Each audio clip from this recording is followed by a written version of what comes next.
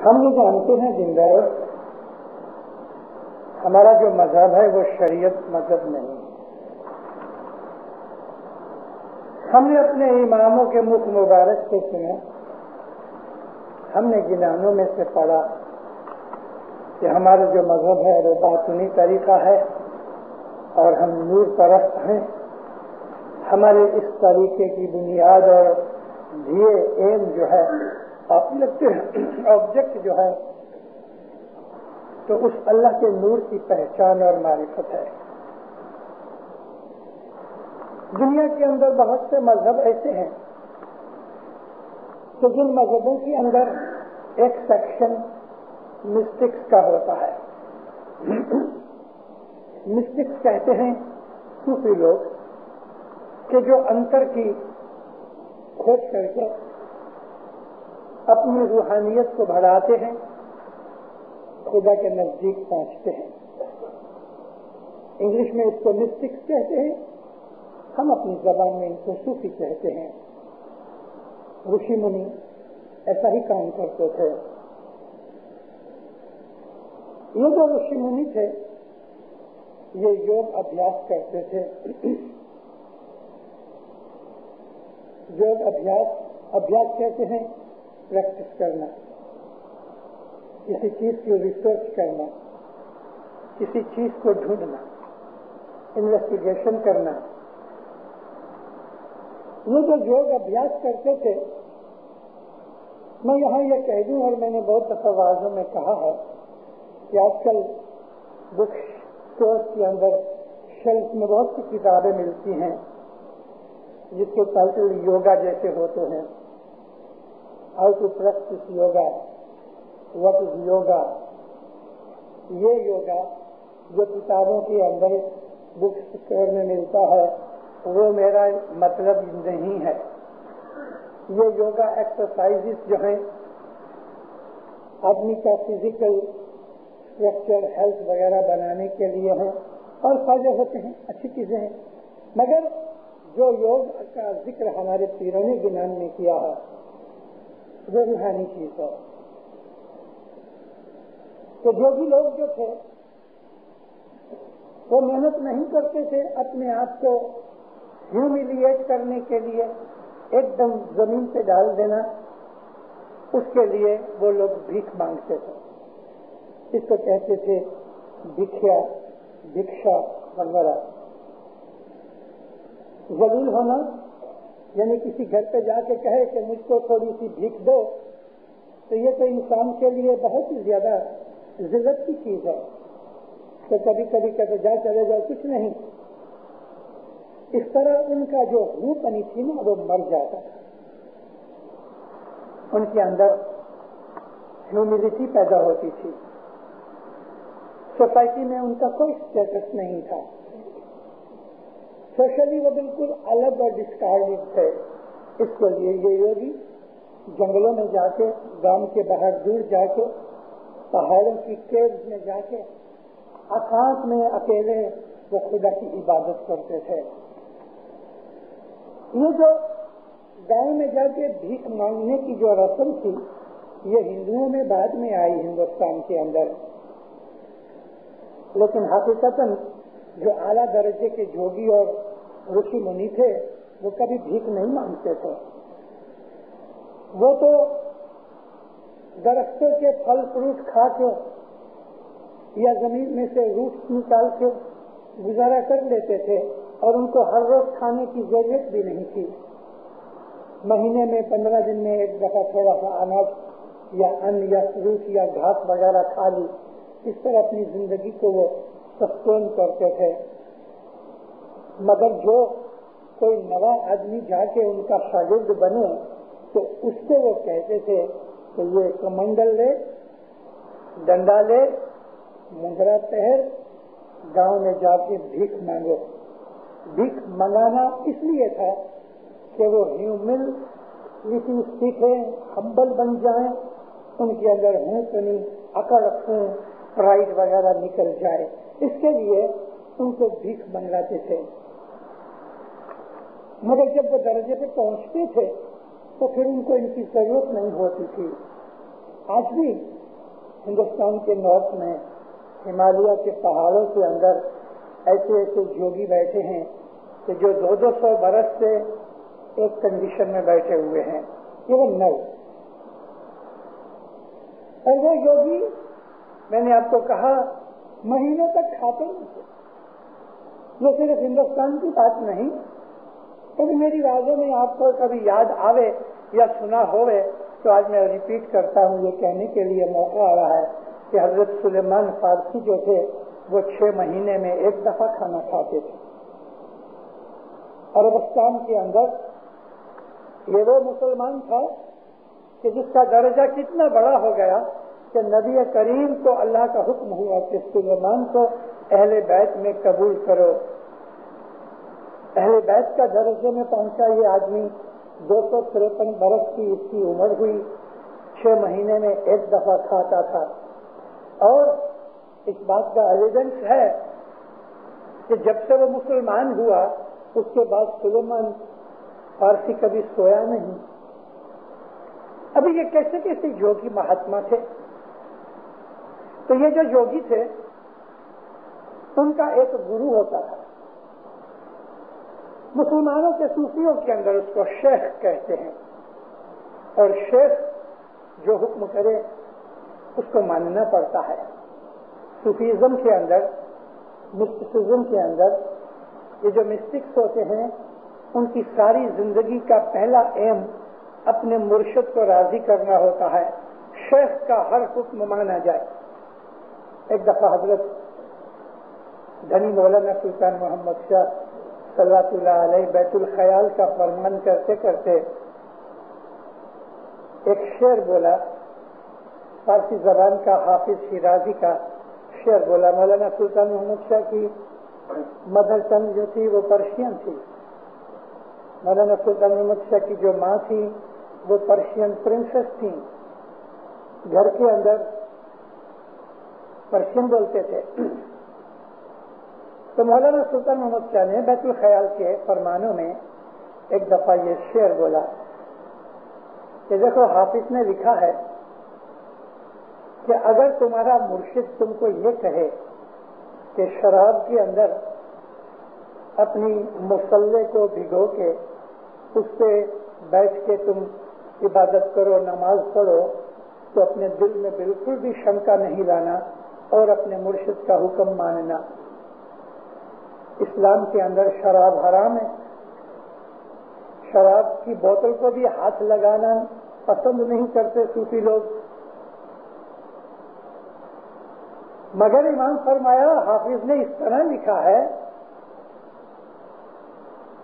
کہ اگر تیرا مرشد تجھے یہ کہے کہ شراب کے اندر اپنا مصلح کہتے ہیں وہ میٹ، وہ کارپیٹ کا ٹکڑا یا وہ کپڑے کا ٹکڑا کہ جس کے اوپر آدمی بیٹھ کے عبادت کرتا ہے، نماز پڑھتا ہے، اور وہ کسی اور کام میں نہیں لاتے، لپیٹ کے رکھ دیتے ہیں.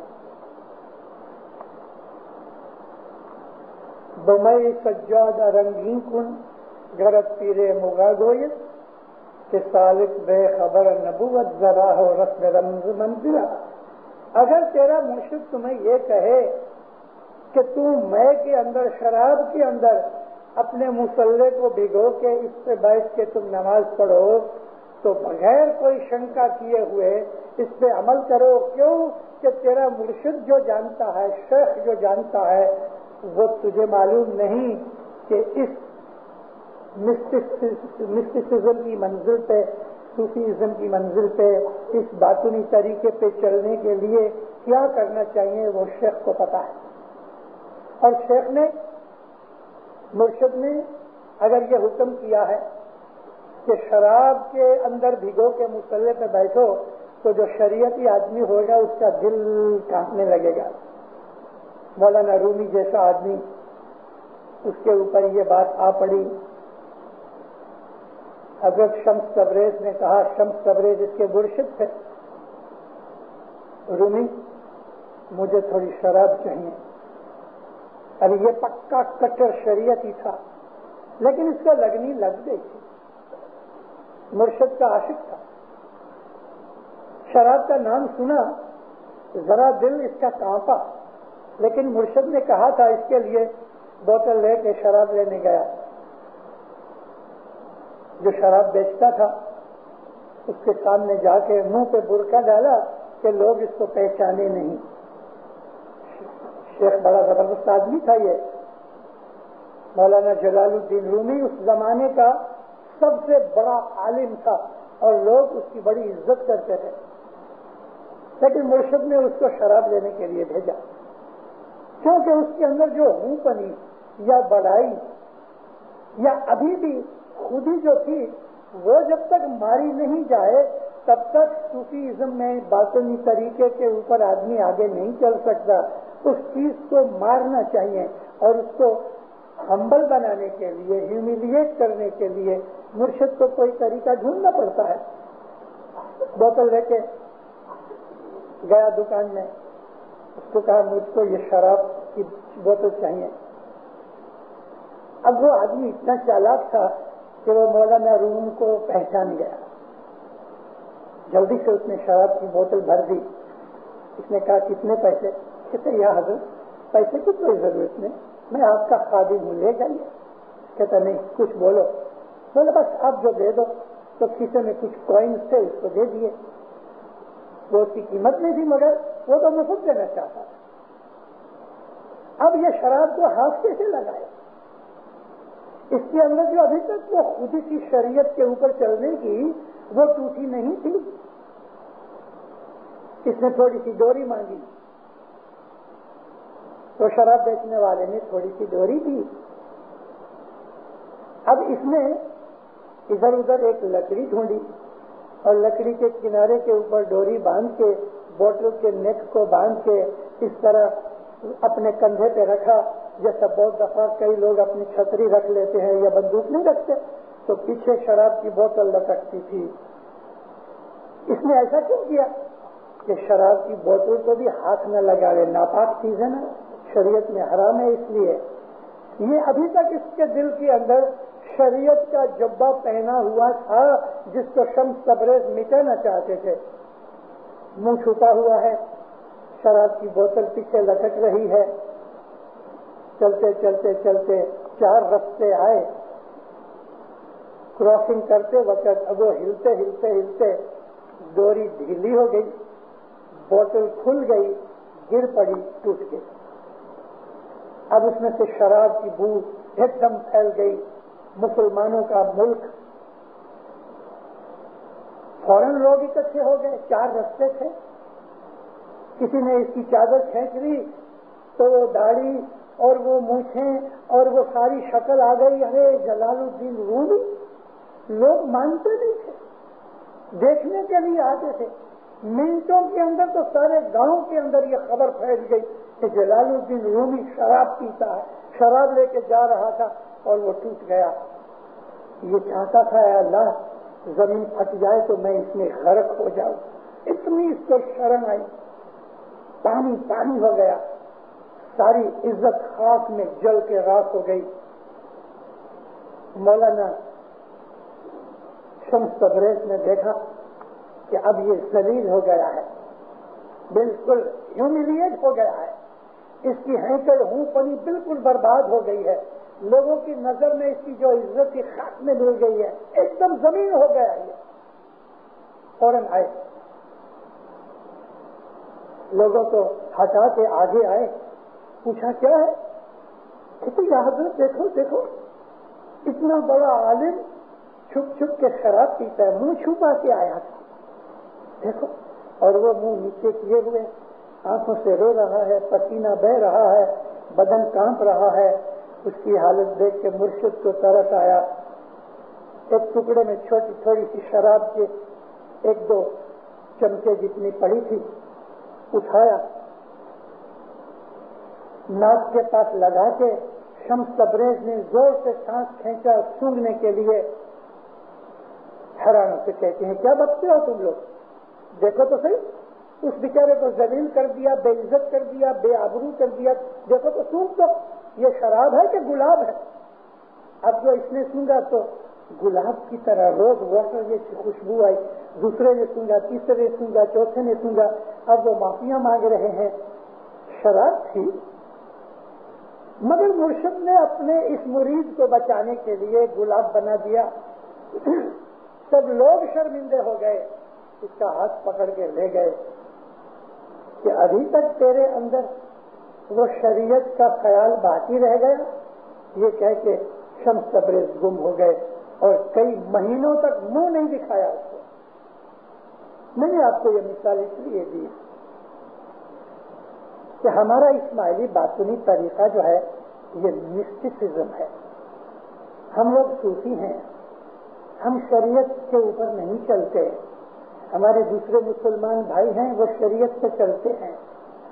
हम शरीयत को डिस्कार्ड नहीं करते, हम शरीयत को बदनाम या बुरा नहीं कहते, मगर हम शरीयत से ऊपर हो गए हैं। क्योंकि अगर हम अभी भी शरीयत में ही रहेंगे तो हकीकत जो है या तरीकत जो है वहां तक हम नहीं पहुंच सकेंगे। हमारे जो तरीका है ये तरीकत हकीकत के ऊपर, इसमें शरीयत के ऊपर है, और तीसरा दर्जा हकीकत का है। यानी कि हमने एक हजरत इमाम को कबूल किया और उसकी बैत कर ली, ये तरीकत है। शरीयत के अंदर मुर्शिद नहीं होता, शरीयत के अंदर इमाम नहीं होता, शरीयत के अंदर मुल्ला मौलवी होते हैं और कुरान की तिलावत करके रसूल की हदीसें पढ़ के उस पर अमल करते हैं, इससे ज्यादा उनमें कुछ नहीं होता।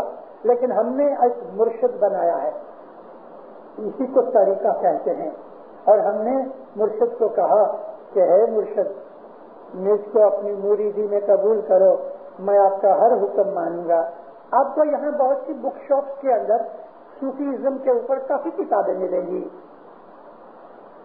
10-15 किस्म की किताबें तो हैं इंग्लिश के अंदर। कभी कभी कोई अच्छी किताब सूफीज्म की पढ़ो, और कभी आपको मौलाना रूम की मसनवी का इंग्लिश ट्रांसलेशन मिल जाए तो दिनदारों को पढ़ो, आपको पता लगेगा कि इस्माइली मजहब क्या है। उसमें इस्माइली मजहब का नाम नहीं है, उसके अंदर तरीकत है, उसके अंदर बातुनी तरीके हैं, उसके अंदर सूफीज्म है, मुरीद और मुर्शिद का ताल्लुक है, मुर्शिद की दर्जा क्या है उसमें बताया हुआ है, जो हम इस्माइलियों को जानना जरूरी है। और हम जानते हैं क्योंकि हमारे मुर्शिद ने, हमारे पीरों ने हमें जिनान के अंदर वो सब कुछ बताया हुआ है। और ऐसा बहुत और भी हमारे पास है जो किताबों में नहीं मिलता। ये तरीकत शरीयत से ऊपर है। अगर हमारा मुर्शिद कहता है कि शाम के वक्त तुम जमात खाने में जाल के डांडिया खेलना, दुआ नहीं पढ़ना, तो उस वक्त दुआ पढ़ना गुनाह होगा। अगर हमारा मुर्शिद ये कहे कि तुम अपने घर से थोड़ी शराब लेके आया करो और जमात खाने में बैठ के पिया करो और वाज सुना करो, तो ऐसा करने से आपकी इबादत शामिल होगी। मैंने आपको ये दलील इसलिए दी है कि वो काम के जो शरीयत ने मना किए हैं, अगर वो काम भी मुर्शिद करने के लिए कहे तो शरीयत का ख्याल न करो, मुर्शिद के हुक्म का ख्याल करो। ये तरीकत है। तो पुराने जमाने के अंदर ये जो योगी जो भिक्षा मांगने के लिए जाते थे, ये कौन होते थे? बिगिनर्स। तो इनको अपने मुर्शिद के उस ग्रुप की कोई निशानी रखनी चाहिए। तो निशानी के तौर पे क्या कि कान में 2 मुंदरा पहनते थे। अरे मुंदरा का साइज, मुंदरों का कलर, पत्थर की मुंदरा भी होती थी, कोई मेटल की भी होती थी, लकड़ी की भी होती थी। तो ये कान के अंदर 2 बालियां पहनते थे, इनको मुंदरा कहते हैं। और ये मुंदरा आदमी इधर उधर देखे, औरतें कभी बड़े बड़े झुमके पहनती हैं तो कैसे हिलते हैं, तो मुंदरा जो होती हैं वो हिलती हैं। कनकेरी मुंदरा जोगी डगमग डोले, बहुत पढ़ने वाले इधर कनक कहते थे हैं। ये कनक नहीं है, कन है। कनक यानी गोल्ड। मुर्शिद के हुक्म को मान के दुनिया को छोड़कर फिर जोगी गोल्ड सिल्वर कहाँ पहनेगा? वो तो कपड़े भी नहीं पहनते, अच्छी एक शूका की तरह चादर लपेट लेते हैं। کن کیری منگرا جوگی ڈگمگ ڈولے من کی منگرا ساری جوگی جوگی تو جو کن کی منگرا اے جوگی یہ ہلتی ہیں، سر ہلاتے ہو تو ہلتی ہیں، ہوا آتی ہے تو ہلتی ہیں، تیرا دل ان کی طرح نہیں بننا چاہیے، من کی منگرا بناؤ کہ جو ڈگمگ ڈولے نہیں، پھر رہے، پکا مضبوط رہو، تمہارا دل ادھر ادھر ڈاواں ڈول نہیں ہونا چاہیے۔ مولانا سلطان محمد شاہ صلوات اللہ علیہ فرماتے ہیں کہ تمہارا جو ایمان ہے وہ ایک ٹری کی طرح، ایک جھاڑ کی طرح نہیں ہوئے کہ ادھر سے ہوا لگے تو ایسا جھک جاوے، ادھر سے ہوا لگے ایسا جھک جاوے، تمہارا ایمان ایسا نہیں ہونا چاہیے، پہاڑ کی طرح مضبوط ہونا چاہیے کہ بھلے کتنا بھی پون ہوا نکلے، ٹورنیڈو آوے تو بھی وہ پہاڑ ہلے نہیں، کچھ بھی مصیبت آ جائے، کتنا بھی دکھ آ جائے، تمہارا ایمان ہلنا نہیں چاہیے، تو تمہارا ایمان سچا۔ یہ کانوں کی مدرا کی طرح ڈاواں ڈول ہو گئے، ایسا ایمان نہیں چاہیے۔ مجھے سن کے دل میں ذرا دکھ بھی ہوا اور دیا بھی آئی۔ دیا کیسی آئی؟ کوئی مورخ آدمی جب بھی کوئی بھول کرتا ہے تو غصہ نہیں آتا، دیا آتی ہے، ہم پٹی کھاتے ہیں اس کے اوپر۔ ایک مورخ کی، یعنی مورخ کس کو کہتے ہیں، میں آپ کو اس کی مثال دوں۔ ایک آدمی نے ایک نوکر رکھا، وہ نوکر مورخ تھا، مورخ یعنی اسٹوپڈ، فولش، جس میں سینس نہیں ہوتی۔ شام کا وقت ہوا تو اس کی گھر والی نے، یعنی اس نوکر کی سیٹھانی نے اس کو ایک پیالہ دیا، ایک باؤل دیا کہ جا کے دکان کے اوپر سے تیل لے کے آؤ۔ تھوڑے پیسے دیے، دکان کے اوپر جا کے اس نے تیل مانگا، تیل والے نے اس کا پیالہ بھر دیا، لیکن تھوڑا تیل بچ گیا، پیالہ بھر گیا۔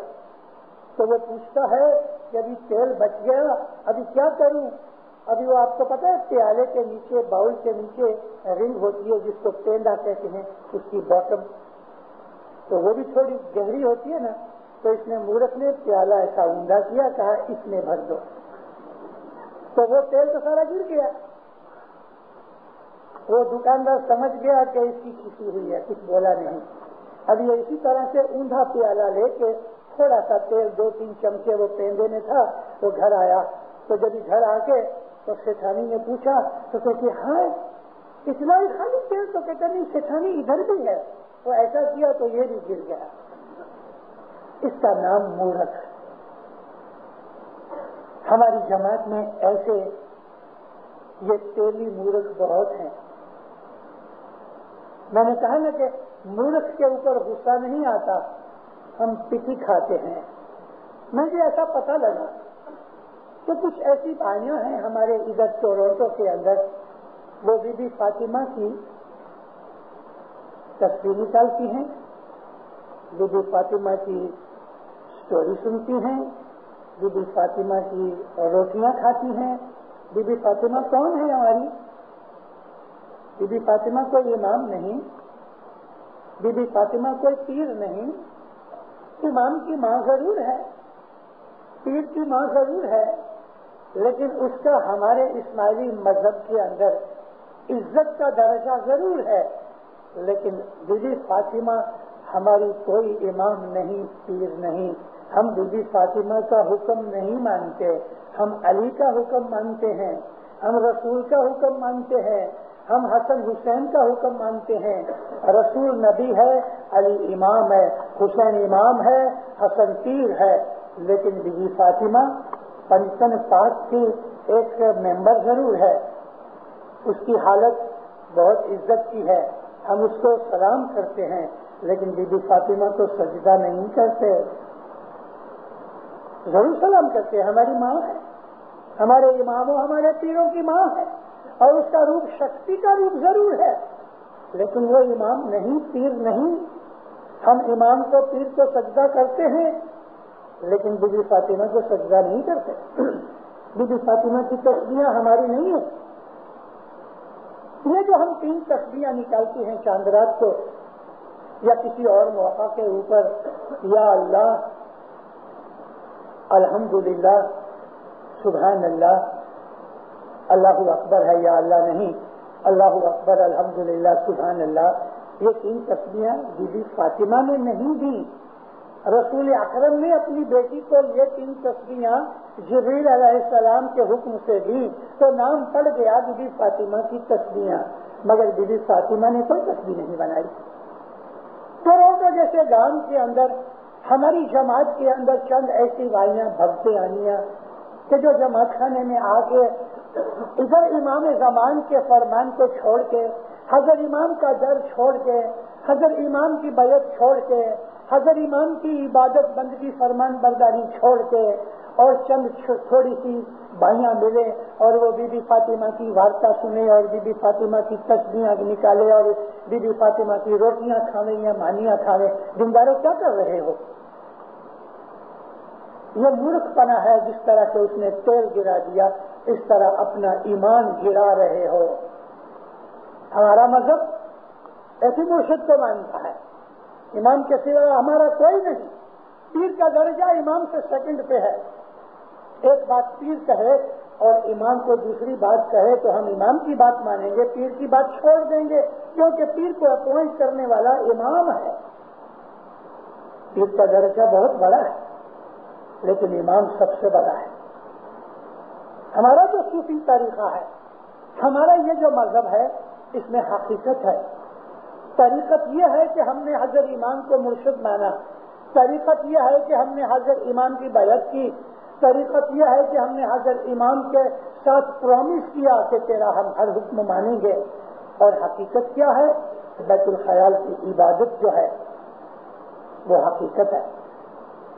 امام زمان کے فرمان کے اوپر عمل کرنا یہ ہمارا باطنی طریقہ ہے۔ میں آپ کو واپس کہتا ہوں، ہم شریعت کے اوپر نہیں چلتے۔ وہ شریعت کے جو ملا نے بنائی ہے وہ ہماری شریعت نہیں، ہم شریعت کو توڑتے نہیں۔ قرآن شریف کے اندر جو کچھ بھی شریعت بنا دی گئی، لاز بنائے گئے، شریعت کا مطلب لاز۔ قرآن نے جو لا بنائے ہیں اس کے اوپر ہم چلتے ہیں، وہ ہمارا طریقہ ہے۔ قرآن نے فرمایا کہ صبح، شام اور رات کے وقت تم دعا پڑھو، ہم پڑھتے ہیں۔ قرآن نے فرمایا کہ تم 10 گن دو، ہم دیتے ہیں۔ قرآن نے فرمایا کہ تم امام کا حکم مانو اور اس کے فرمان برداری پہ قائم رہو، ہم کرتے ہیں۔ مسلمانوں کے پاس امام نہیں، مسلمان 10 گن نہیں دیتے، نماز بھی کوئی پڑھتے ہیں۔ 1 بلین مسلمانوں کے اندر 1 ملین بھی جو روز 5 وقت کی نمازیں نہیں پڑھتے، 10% کی نہیں۔ شریعت کی نظر سامنے رکھ کے وہ اسلام کے جو ہم کو ملا سے ملتا ہے یا چوپڑیوں سے ملتا ہے، وہ اسلام ہمارا نہیں۔ ہمارا اسلام وہ ہے کہ جو ہمارا مولا ہم کو کہتا ہے، اور ہمیں اس میں ڈرنے کی کوئی بات نہیں۔ آپ اگر کتابیں پڑھو، آپ اگر ہسٹری پڑھو تو اسلام کے اندر ہر زمانے کے اندر صوفی لوگ رہے کہ جو شریعت سے اونچے رہے اور شریعت کو وہ آنکھ بند کر کے فالو نہیں کرتے تھے۔ خود رسول اکرم صلی اللہ علیہ وآلہ وسلم کے زمانے کے اندر ایسے لوگ تھے کہ جو لوگ باطنی طور پہ عبادت کرتے تھے اور شریعت میں جاتے تھے، وہ زمانہ ایسا تھا، شروعات کی، بگننگ تھی اسلام کی، تو اس کے لیے انہوں نے ایک ظاہر ایک باطن دونوں کو قائم رکھا ہوا تھا۔ ہم بھی ظاہر اور باطن رکھتے ہیں، لیکن کبھی ضرورت پڑتی ہے تو پھر ہم ظاہر کو چھوڑ دیتے ہیں، صرف باطن کے اوپر رہتے ہیں۔ ہمارا مذہب جو ہے مرشد کی فرمان برداری میں ہے۔ تو وہ جو نئے جا کے اسٹوڈنٹ بنتے تھے ان کو کان میں مندرا پہناتے تھے، ایک ڈنڈا دیتے تھے۔ ڈنڈا اس لیے دیتے تھے کہ جانور کتے وغیرہ حیران نہ کرے، کیونکہ ان جوگیوں کا لباس یہ تھا کہ وہ داڑھی مونچھ منڈاتے نہیں تھے، بال لمبے ہو جاتے سکھ لوگوں کی طرح۔ وہ کپڑے پہنتے نہیں تھے، ایک چادر لپیٹ لیتے تھے، پاؤں ننگے ہوتے تھے، اور کبھی کبھی تو وہ اپنے مرشد کے اس گروپ کے نشانی کے طور پہ پاؤں میں گھنگرو باندھتے تھے، جھانجر باندھتے تھے، تو آواز آتی تھی تو کتے اور دوسرے جانور کبھی پیچھے پڑ جاتے تھے. اس لیے جو بھی لوگ ہاتھ میں ایک ڈنڈا رکھتے تھے کہ ان جانوروں کو بھگا دیا جائے. ان کے ایک جھولی ہوتی تھی، جھولی یعنی بیگ، ایک کپڑے کی بیگ بناتے تھے، کندھے کے اوپر لٹکی رہتی تھی سائڈ میں، جیسا اور سے بہت دفعہ نہیں، یہاں اسٹرپ ہوتا ہے اور نیچے ان کی ہینڈ بیگ ہوتی ہے، اس طرح کی جھولی ہوتی تھی. کھانا پینا وغیرہ جو کچھ بھی چیزیں ہوتی تھیں یہ اسٹور کے طور پہ اس میں جھولی میں ڈال دیتے تھے. جھولی کا جو ماڈرن فیشن کیا ہے، آج دیکھو جو اسٹوڈنٹ لوگ ایک چھوٹی سی بیگ اپنے اسکول لے جاتے ہیں، بزنس مین ایک بریف کیس لے جاتے ہیں، تو یہ بریف کیس کیا کے لیے ہوتا ہے؟ چیزیں رکھنے کے لیے. تو یہ بریف کیس وہ جھولی کی طرح تھا، تو جھولی بناتے تھے کہ جس میں کھانے پینے کی اور کوئی چیزیں رکھتے تھے. تو پھر کہتے ہیں شمس ماں باپ ایک جھولی، یہ جھولی کپڑے کی اور یہ کان کی مدرا، یہ ہاتھ کا ڈنڈا، اس میں کچھ نہیں، اس کی سگنیفیکینس سمجھو. تو کہتے ہیں جگت جھول، جگتی کا جھولا بناؤ کہ جس میں سب چیزیں رکھ سکو. اور ہاتھ میں ایک پیالہ ہوتا تھا، پاتر اس کو کہتے ہیں، پاتر یعنی ایک یوٹینسل، پیالہ سمجھ لو یا کچھ اور ایسا کنٹینر کی طرح کا. وہ لوگ لکڑی کا پیالہ بنا کے بھیک مانگتے تھے تو یہ بھرتا تھا، پھر جھولی میں ڈال دیتے تھے. تو پھر کہتے ہیں کہ تم یکتی کا جھولا بناؤ، تمہاری جو بیگ ہے جس میں سب چیزیں کھانے پینے کی رکھتے ہو وہ یکتی کی بناؤ. یکتی یعنی سسٹم، ڈسپلن. تمہارے اندر سسٹم اور ڈسپلن ہونا چاہیے. مولانا حضرت نے فرمایا بیت الخیال کا کام ہارڈ ڈسپلن ہے. یہ تمہارا جھولا ہے، یعنی تمہارا ہر کام اس جھولی میں ہونا چاہیے، تمہارے تمام پوزیشن اس جھولی میں ہونا چاہیے. مطلب کہ ہر کام ڈسپلنری طریقے سے کرو، سسٹمیٹک کرو. اس کی جھولی بناؤ. کھانا پینا، اٹھنا بیٹھنا، سونا چلنا بولنا، ہر چیز کا مرشد نے سسٹم بنا دیا ہے، ڈسپلن بنا دیا ہے. اس کے اوپر چلو. بیت الخیال کے فرمان کی چوپڑی جو بٹن کی تھی آپ کھولو تو پہلا فرمان کیا ہے؟ پہلا ہی فرمان مولانا سلطان شاہ فرماتے ہیں کہ زیادہ باتیں مت کرو. سلطان شاہ فرمایا زیادہ باتیں مت کرو کہ بہت بولنے سے مغز شکتی ویک ہوتی ہے. پھر مولا کہتے ہیں اب پوچھیا جواب نہیں دو. جب تک کہ تم کو کچھ پوچھا نہ جائے تم خود بخود آپ سے آپ ہی بکنا شروع مت کرو.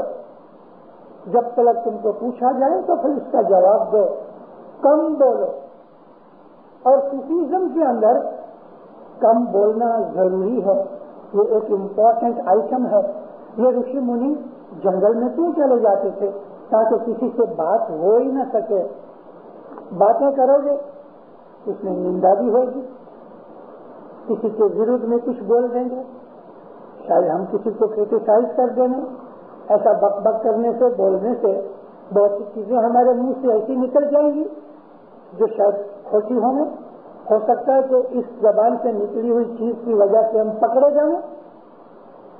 تو مرشد نے پہلا یہ ایک ہمارے اوپر ڈسپلن کا ایک آئٹم رکھا، کم بولو. کمتی بولنا یہ عبادت کو فائدہ کرتا ہے. کمتی بولنے سے انسان کے اندر کا بھید اندر رہتا ہے. بہت بولنے سے انسان بہت دفعہ وہ چیزیں بول جاتا ہے کہ جو نہیں بولنی چاہیے. تو کم بولنا یہ ڈسپلن ہے، یہ ایک سسٹم ہے. اور اسی طرح سے کم کھانا، لیکن کیسا کم کھانا؟ اتنا کھانا کھاؤ کہ تمہاری تندرستی قائم رہے. اتنا مت کھانا کھاؤ کہ رات کو اٹھ نہ سکو اور عبادت چھوٹ جائے. پھر فرمایا کم سونا. مولانا سلطان سے فرمایا 6-7 کلاک کی نیندر کافی ہے، لیکن ہمارے میں سے بہت سے ایسے ہیں وہ جب تک 11 گھنٹے سوئے نہیں تب تک ان کی نیند پوری نہیں ہوتی. تو ہماری جو لائف ہے وہ ڈسپلنری لائف ہے ہمارے اسماعیلی طریقے سے. ہمارے مذہب نے ہمیں ہر چیز بتائی ہے, گنانوں میں فرمانوں میں. دنداروں 5-6 گھنٹے, بہت بہت تو 7 گھنٹے. اس سے زیادہ سونے سے آدمی کی مینٹل فیکلٹیز جو ہیں وہ ویک ہو جاتی ہیں. اگر 5 گھنٹے کی عادت پڑ گئی تو آپ کو اتنا مزہ آئے گا, جلدی سے سو بھی جاؤ گے اور امیڈیٹلی آپ ڈیپ سلیپ میں چلے جاؤ گے. اور 5 گھنٹے میں کبھی 2 یا 3 گھنٹے کی ڈیپ سلیپ مل گئی تو that is equal to 7 hours. بہت زیادہ سونا عبادت کے لیے ٹھیک نہیں. بہت زیادہ کھانا کھانا وہ بھی عبادت کے لیے ٹھیک نہیں, کیونکہ بہت کھانا کھانا اور بہت ویرائٹیز کھانا ایٹ اے ٹائم ہمارے اسٹمک کے اندر بہت سے کیمیکل ری ایکشنز پیدا کرتا ہے. اس کی وجہ سے بہت سا ٹاکسک مٹیریل ہمارے بلڈ میں داخل ہوتا ہے اور ہماری تندرستی کو خراب کرتا ہے. اچھی تندرستی جو ہے نا وہ عبادت کے لیے بڑی ضروری ہے. اچھی تندرستی, ایسے تندرست بنو کہ کبھی بیمار نہ پڑو, ایسے تندرست پڑو کہ آپ کو کھٹنے پہ سونے کی بیمار پڑنے کے لیے ضرورت نہ پڑے.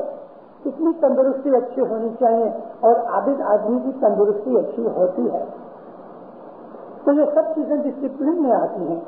اسی طرح سے ہمارے ڈسپلن میں یہ ہے کہ ہم نے شادی کی ہے, ہماری وائف ہے, ہمارے بچے ہیں, ہمارے ماتا پتا ہیں, ہمارا سگا کٹمبی ہیں. ان سب کے ساتھ سمیٹ, محبت, یونٹی, اتفاق رہنا چاہیے. کوآپریشن ہونی چاہیے فیملی کے اندر. جھگڑا وغیرہ نہیں ہونا چاہیے, کیونکہ زیادہ بولنے سے, زیادہ لالچ کرنے سے, گریڈی حالت میں آ جانے سے, حسد نندا ہونے سے, ایسی بدیاں برائیاں جتنی بھی ہیں وہ تمام ہمارے اندر جمع ہو جاتی ہیں. اس سے ہم فرسٹریٹ ہوتے ہیں, ہمارے اندر گڑبڑ پیدا ہو جاتی ہے, خیال جو ہیں, وچار جو ہیں وہ کنسنٹریشن میں نہیں آتے. تو ہمارے اندر وہ حالت پیدا نہیں ہوتی کہ جو اسماعیلی مذہب ہمیں سکھانا چاہتا ہے کہ جگتی کا جھول بناؤ. چلتے چلتے مجھے بات یاد آ گئی, جگتی کی بات کر رہا ہوں. ہماری جماعت کے اندر لگ بھگ 20 برس ہوئے کینیڈا میں ہم لوگ سیٹل ہوئے. کئی لوگ 68 میں آ گئے, تھوڑے سے آئے, تھوڑے 69 میں آئے, تھوڑے 70 میں آئے, 71, 72 کے بعد تو ادھر بہت آ گئے. الحمدللہ آج لگ بھگ 45,000 اسماعیلی ہم کینیڈا میں ہیں اور 25-26 ہزار اسٹیٹس میں ہیں. آخر 60,000 کے قریب اسماعیلی ہو گئے. مگر میرے پاس بہت سے بھائی بہن آتے رہتے ہیں. میں ایک مشنری ہوں, میں خالی الوائز نہیں, مشنری ہوں. الوائز میں اور مشنری میں فرق یہ ہے کہ ایک الوائز اپنا کام کاج کرتا ہے اور پیریوڈیکلی کبھی کبھی جماعت میں کھڑے ہو کے وائز کرتا ہے. یہ الوائز ہے. یہ الوائز اچھے ہیں اور ضرورت بھی ہے ہم کو ان کی. لیکن مشنری وہ ہے کہ جس نے اپنی ساری زندگی وقف کر دی, ڈیڈیکیٹ کر دی, اور اپنا گھر چھوڑ کے, فیملی کو چھوڑ کے برس میں 2-4-6 مہینے گاؤں گام جا کے جماعتوں میں وعظ کرتے ہیں. ہر قوم والوں کے ساتھ بھی کبھی اپنے مذہب کی باتیں چیتیں ہوتی ہیں اور دوسروں کو اسماعیلی مذہب میں لانے کے لیے بھی یہ کوشش کرتے ہیں. ان کو مشنری کہا جاتا ہے. میں مشنری ہوں. 58 ایئرس سے میں وعظ کر رہا ہوں اور ساری دنیا کے اندر میں گھومتا رہا ہوں, ابھی بھی گھوم رہا ہوں. میں نے 30-32 سے زیادہ نان اسماعیلیز کو اسماعیلی بھی بنایا ہے اپنے مولانا حضرت امام کی دعا اور رحمت سے. تو میں نے آپ کو الوائز اور مشنری میں یہ فرق دکھایا. تو مشنری ہونے کے ناطے سے مجھے جماعت کی لگ بھگ ہر ایک ڈپارٹمنٹ کے اندر جماعت کے ہر ایک لیول کے چھوٹے بڑے امیر غریب بوڑھے پڑھے لکھے نہ پڑھے لکھے کم ایمان والے بے ایمان والے بھی زیادہ ایمان والے بھی بڑے بڑے عاشق مہاتما بہت بڑے بڑے عبادت میں آگے بڑھے ہوئے سب قسم کے لوگوں کے ساتھ میرا واسطہ پڑتا. مجھے دکھ ہوتا ہے تو میں جماعتوں کو کہتا ہوں. مجھے دکھ یہ ہے ایک اور بھی جیسا وہ تو حضرت فاطمہ کی یہ تھالی اور حضرت فاطمہ کی روٹیاں اور بی بی فاطمہ کی تسبیحوں کے اوپر مجھے رنج ہوا. میں نے آپ کو کہہ دیا کہ یہ ہمارا طریقہ نہیں ہے اور جو عورت کرتی ہے وہ اسماعیلی مذہب کے ساتھ دشمنی کرتی ہے. بھلے نہ کتنی بڑی بھگت یعنی ہو گئے اس نے اپنے ایمان کو چھوڑ کے جماعت کی عورتوں کو اس طرف لگا دیا کہ جو ہمارا طریقہ نہیں ہے. اب اسی طرح سے ایک اور بات ہے جگتی کے جھول کی بات کر رہا ہوں کہ ہم نے اپنی کسی ایج کے اندر 20 25 30 35 برس میں ہم نے شادی کی. میاں بیوی نے راضی خوشی سائن کیا لکھی کنگڑیا کی دعا کی پھر نکاح ہوا. نکاح کا مطلب کیا ہے؟ اناؤنسمنٹ اور ایگریمنٹ. وہ ملا نے کبھی عربی زبان کے اندر تھوڑی سی چیزیں نہ پڑھی تو وہ کچھ نکاح نہیں ہوا ایسا نہیں ہے. نکاح کا مطلب ہی ایگریمنٹ ہے. چلو ہم نے شادی کی. میں مرد کو بھی کہتا ہوں جس نے شادی کی اور میں اس عورت کو بھی کہتا ہوں کہ جو دلہن بن کے آئی کہ تم نے راضی خوشی شادی کی. تمہارے اندر فزیکل اور مینٹل اور اسپرچل یونین ہو گئی. دینداروں آپ کو معلوم نہیں ہے کسی کو ہوگا شاید کہ میرج ہماری عبادت میں کتنا کام کرتی ہے. اگر میرج حقیقت میں سچی میرج ہے تو ہم کو صبح کی عبادت میں بہت بخششیں ملتی ہیں. اگر میرج حقیقت میں سچی میرج ہے تو ہم کو عبادت میں بہت سی بخششیں ملتی ہیں. میرج ایک ایگزمپلری چیز ہے کہ جس طرح میاں بیوی ایک دوسرے کے دو جسم ایک جسم ہو جاتا ہے بالکل ایگزیکٹلی اسی طرح سے عبادت کرتے کرتے ہماری جو روح ہے وہ ناری جاتی ہے فیمیل کی طرح ہے. فیمینن کنڈیشن ہے ہماری روح کی اور صرف ایک ہی مرد ہے روحانی حساب سے اور وہ مولا باپا کی روح ہے. تو وہ نر ہے ہماری روحیں اس کی ناریاں ہیں. جس طرح دنیا کے اندر ریونین ہوتی ہے اور یونین ہوتی ہے دنیا کے اندر جو سیکسوالٹی ہے وہ اور بات ہے. مذہب کے اندر سیکسوالٹی نہیں ہے مگر یونین ہے. وہ جو میرج ہوئی ہے اور میرج کے اندر جو یونین ہوتی ہے اس کی اگر انسان کو حقیقت اور اس کی سگنیفیکینس پتہ لگے تو آدمی کو عبادت کے اندر مولا کے ملاپ اور مولا کی یونین کا پتہ لگتا ہے. میرج بہت بڑی انسٹیٹیوشن ہے بہت بڑی. ہم نے سمجھا نہیں. آج تو ہم ینگسٹر جو ہے میرج کر لیتے ہیں وہ 3 مہینے کے اندر تو جھگڑا ہوتا ہے اور چوتھے مہینے میں نکاح ٹوٹ جاتا ہے. اور یہ میرج کدھر ہے؟ یہ تو ایک کھیل تھا فٹ بال کھیل رہے تھے جھگڑا ہو گیا چلو میچ بند ہو گیا بس. میرج تو ساری زندگی کی ہے ساری زندگی کی موت تک میرج چلے میرج اس کو کہتے ہیں. اور وہ میرج پہلے چلا کرتی تھی. آج ینگسٹر اصل چیز کو بھول گئے ہیں. اب گریڈ رہ گیا ہے ٹیمپٹیشن رہ گئی ہے اور سوارتھ ورتی سیلفشنس میرج میں آ گیا ہے. عورت نے شادی کی 1 برس کے بعد دیکھا کہ گھڑی بڑا مالدار ہو گیا جھگڑا کر کے کہتی ہے لاؤ 50% میرا. بھائی تم نے کیا کہ 50% لے جاتی ہے. بس کینیڈا کا لو ہے. ہماری جماعت میں بہت سی بھائیوں نے جان بوجھ کے پیسے کی خاطر میرج توڑی ہے. میں پرسنلی جانتا ہوں 1-2 کیسے سے. اس کے لیے میں کہہ رہا ہوں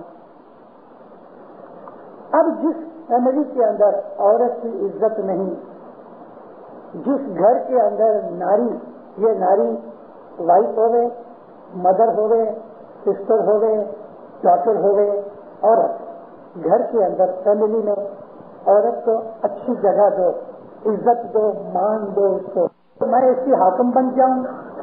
دونوں سائڈ میں ایمیکیبل حالت ہونی چاہیے، دونوں سائڈ میں سچی محبت ہونی چاہیے، ایک دوسرے کا دکھ اٹھانا چاہیے، ایک دوسرے کے سکھ میں بھاگ لینا چاہیے، ایک دوسرے کی مدد کرنی چاہیے. تو میرج جو ہے وہ حقیقت کے اندر دو آدمی ایک ہو جاتے ہیں کہ جو ہم کو بیت الخیال کی عبادت میں مثال سے پتہ لگتا ہے. اگر کوئی آدمی اپنی عورت کے سوا کسی اور عورت کے اوپر نگاہ رکھتا ہے تو وہ ایک عظیم گناہ کرتا ہے کہ جو اس کو عبادت میں نڑے گا، یعنی عبادت کے اندر اس کو نقصان دے گا. اور اگر کسی عورت نے اپنے مرد کے سوا کسی اور کے ساتھ آنکھیں چار کی تو مولانا سلطان محمد شاہ کے فرمان کے اندر تو یہ ہے لکھا کہ وہ کفری کی طرح ہے. میں نے یہ لفظ ایک دفعہ ڈون ملک کے جماعت خانے میں کہا تھا، بڑی گڑبڑ ہو گئی. کہ کتیا کیا کرتی ہے؟ اس نے کبھی بھی ایک کتا نہیں رکھا. کتیا تو اپنے پیدا کیے ہوئے کتے کے ساتھ بھی چل جاتی ہے. اگر ہمارے دل کے اندر سچائی، ایمانداری، اپنے مذہب کے اوپر نور کو پانے کا خیال ہے، بیت الخیال کا ہم نے کام کیا ہے،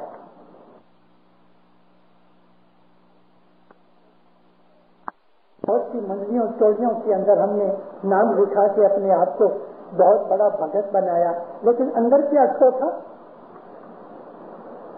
یہ ڈسپلن نہیں.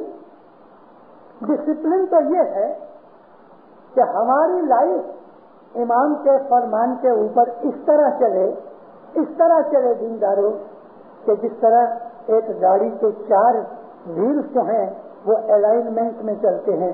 اگر ویلز کی الائنمنٹ برابر نہیں تو ٹائر جلدی گھس جاتے ہیں، اسپیڈ میں فرق آ جاتا ہے، الائنمنٹ کا سارا سسٹم گھس جاتا ہے، انجن جلدی رن ڈاؤن ہو جاتا ہے. ہماری لائف جو ہے وہ اسماعیلی مذہب کے اندر حضرت امام کے فرمان سے چلتی ہے.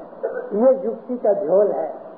اگر کسی سے ہم نے ادھار لیا ہے تو دینداروں کھانا مت کھاؤ، پہلے اس کا ادھار چکاؤ. اگر ہم نے کسی کو پرومس دیا ہے تو آپ کو کتنا بھی نقصان ہو رہا ہے تو اپنا پرومس پورا کرو.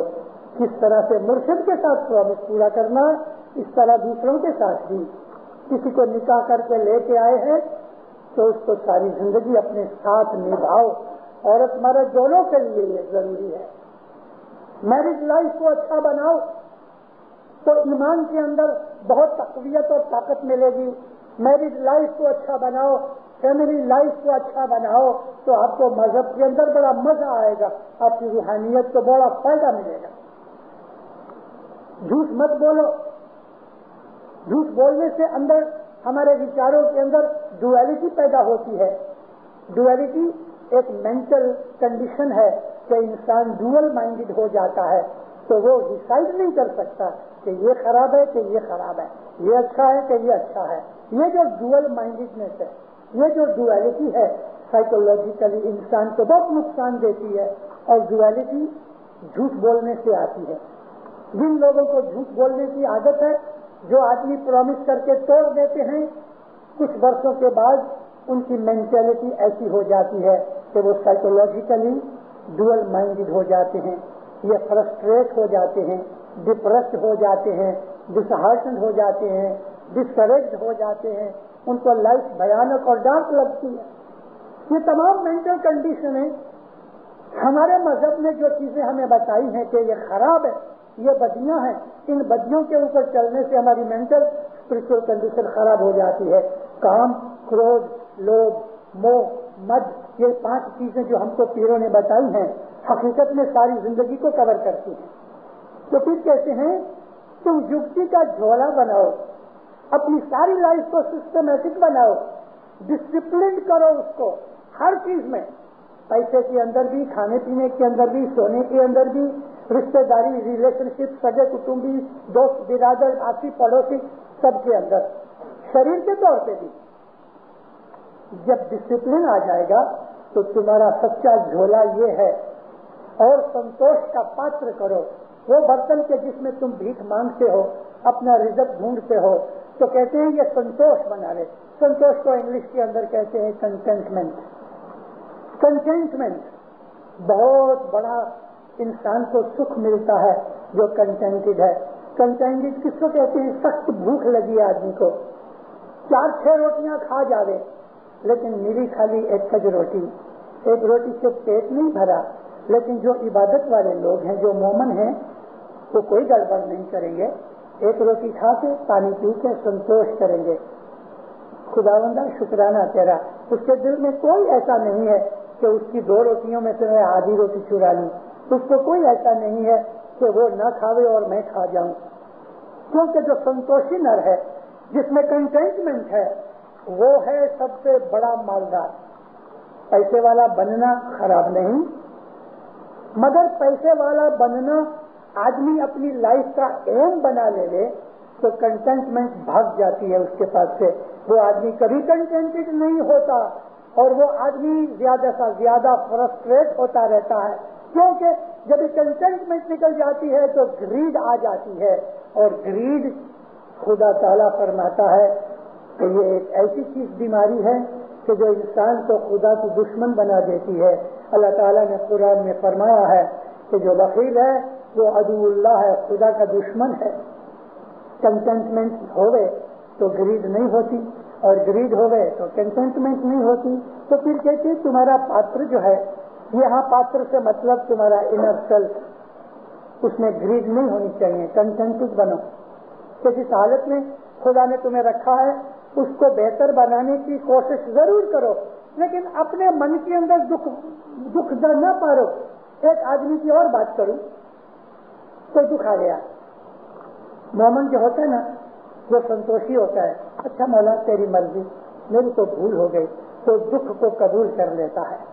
वो अपने दुख के ऊपर रोता नहीं, लोगों को अपना दुख सुनाता नहीं। मैं मर गया, मुझे ये दुख हुआ, मैंने ऐसा किया, मैंने कैसा किया, मैं रोज जमात करने जाता हूँ, मैं दुआ पढ़ता हूँ, फिर मौला ने कहा तो मुझे ये दुख दिया।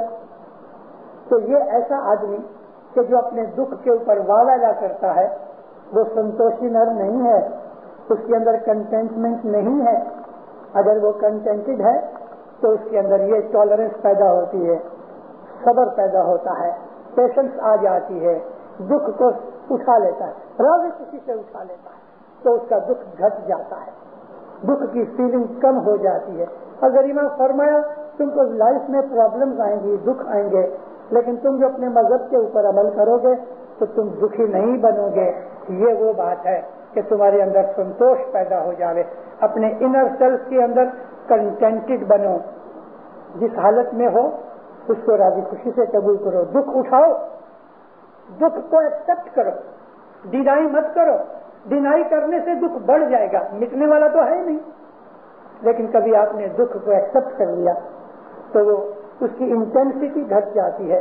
मौलाना इमाम सुल्तान मोहम्मद शाह सल्लल्लाहु अलैहि ने एक तालिका भेजा कि डायबिटीज की बीमारी बहुत खराब बीमारी है, लेकिन ये ऐसी बीमारी है कि जाती नहीं। इसलिए मैं अपने रूहानी बच्चों को अर्ज करता हूँ कि तुम इससे दोस्ती कर लो।